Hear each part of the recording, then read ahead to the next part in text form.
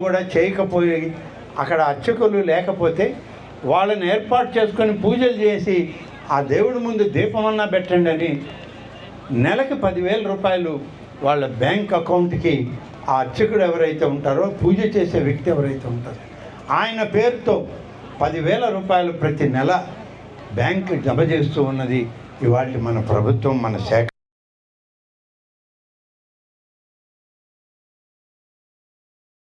29 మళ్ళీ ఒక 30 అంటే అవి కూడా మంజూరు చేశాం. అన్నీ కలిపి 59 గుళ్ళల్లో 10,000 రూపాయల లెక్కన ధూపదీప నైవేద్యానికి ఇవ్వడం జరిగింది. అలాగే ఇవాళ దేవాలయాల పునర్నిర్మాణానికి 15 దేవాలయాలకి 21,22,00,000 రూపాయలు. రెండో విడతలో మరీ ఒక 2 దేవాలయాలు, దానికి 1.5 కోటి.